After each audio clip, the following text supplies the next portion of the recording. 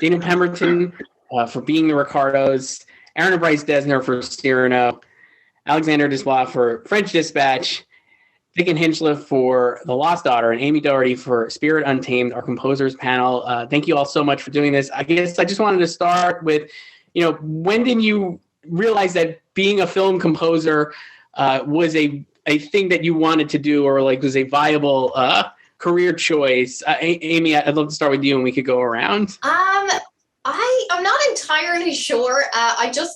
When I was a kid, my mom would write these musicals back home for the local schools to perform, like at Christmas or in summer plays.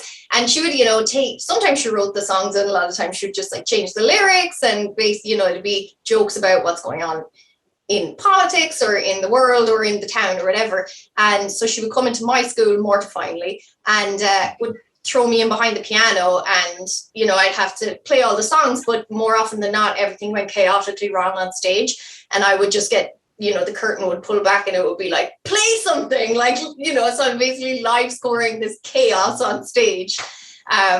So I hated it back then, but in a funny way, it kind of taught me to think on my feet. So sometimes I think maybe it all started there.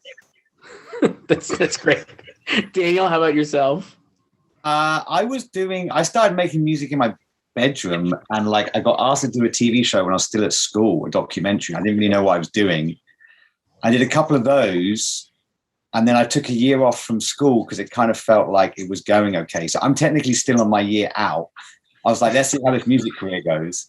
And the weirdest thing is, occasionally I still have dreams where I'm suddenly told I have to go to university now or something, and I'm like, no. I'm doing music. It's all great. It's all fine.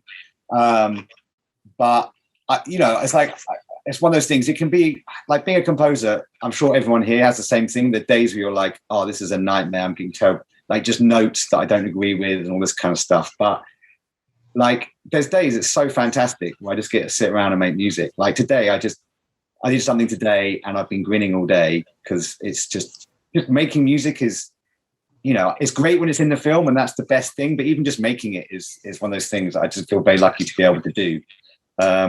So I guess I don't have other job, so I guess I'm kind of all right? Yeah, this seems like it worked out maybe pretty well for you. Alexander, how about yourself? Well, it started with my passion for cinema when I was 15, 16, and I heard all these incredible scores.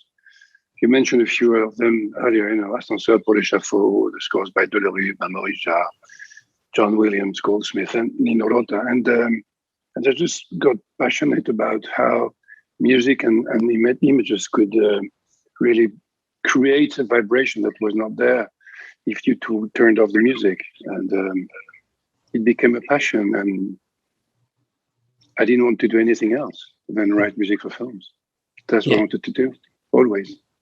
It's great. I also think it's worked out for yourself as well. Bryce and Aaron, how about you guys? Yeah, I think we grew up and we're kind of born collaborators, working with each other. And when we first got asked to work on films, we realized that these vast teams of creative people and responding to all the other artists and, technical people and producers and, things that might be a headache for some people were actually kind of built for it. And, partly playing, for more than 20 years in a band with 5 people where we have to kind of navigate that.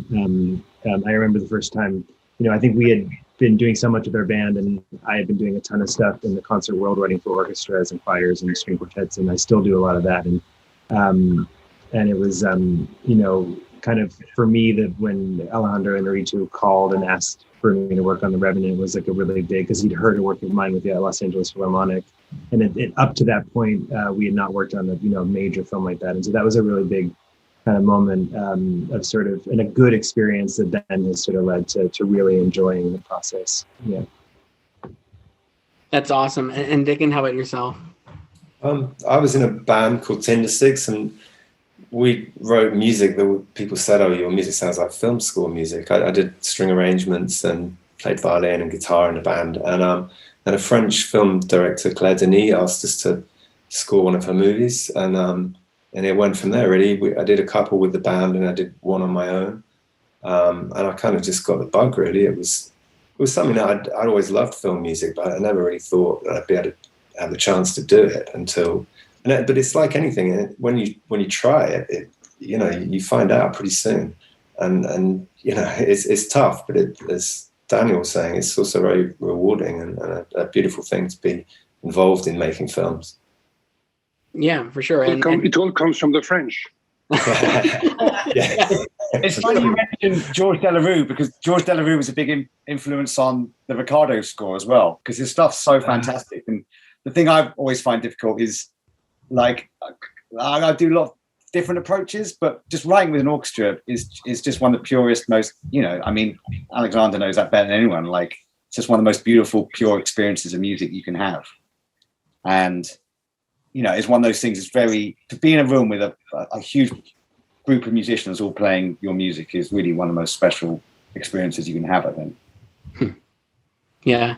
And then briefly before we go, I guess when people, if someone comes up to you, an aspiring musician or a composer, and they're like, oh, wow, I can't believe I get to meet any one of you, it would be really an honor. But like, what kind of advice do you give, I guess, or anything you'd impart on someone who is maybe trying to become a composer or anything? Amie, I'll start with you and we'll go back around. Oh God, I don't know if I should be giving advice to anyone.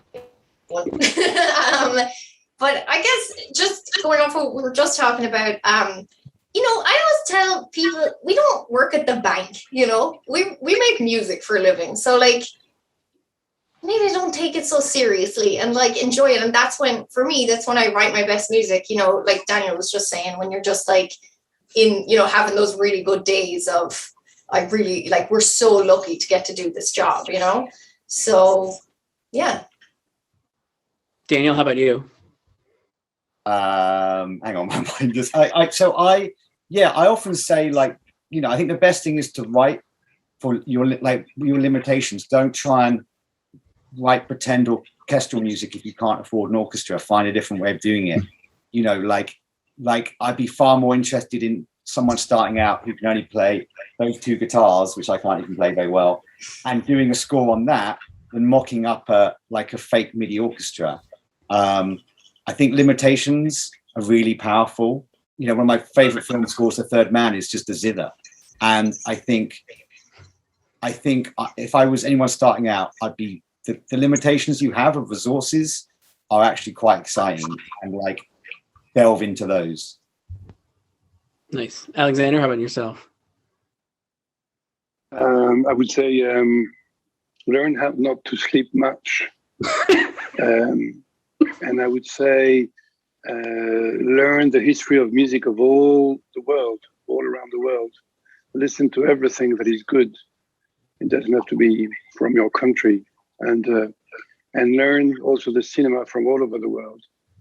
That will open your mind and open your eyes and your ability to adapt to what a director is asking from you. And always remember that you're part of a group. You're just one little wheel of this huge Swiss clock that is a film. But like a third man renaissance here with the Swiss clock and the third man reference. Aaron and Bryce, how about you guys? And when people come up to you and ask you for advice or anything, like what would you suggest? I mean, it's we often work with young musicians or young, songwriters and composers, and I always feel like we always compared our band to a turtle. Like we're not sprinters, we're marathon runners, and there's something about that in today's, whether it's your film composer or a songwriter, just not to be afraid to take your time, and that it's not a race, and I don't know, to be like turtle, at persistence and hard work equals luck eventually, maybe. So yeah, that's what I try to tell people. They don't listen to. That's good. And Dickon, last but not least, how about yourself? I always tell people, try and have your own voice, and obviously be influenced by other composers, other music, but have your own voice, because a lot of music can sound very similar in film, and it's great when you hear someone who's got a sound or a tone that's their own. And the other thing, and again, like Alexandre was saying, listen to lots of music, and also and the arts in general. Read. You know, we have to read a lot of scripts. If you can't read and you can't communicate, you can't understand the script, then it's very difficult to talk to a director. So, you know, engage in all the arts, I would say. Nice. I think all of you guys but in French, script in French. Can't do that yet. My French is classic terrible English, and I've got to go see a French film I scored. There's me no subtitles, and it's terrible. I'm gonna be like desperately trying to like remember all my French, which I'm embarrassingly bad at. Well, listen, this was incredible. I loved talking to all of you guys. I think, Dickon, like you said, everybody, all of you guys have different sounds and very unique and really kind of topped yourselves here. But thank you again. Daniel Pemberton being the Ricardos, Aaron and Bryce Dessner for Cyrano, Alexandre Desplat for French Dispatch, Dickon Hinchliffe for Lost Daughter, and Amie Doherty for Spirit Untamed. Check out all of those films and definitely listen to these scores. They're great. Thank you guys so much. Thank you. Thank you. Thanks very much. Thank you.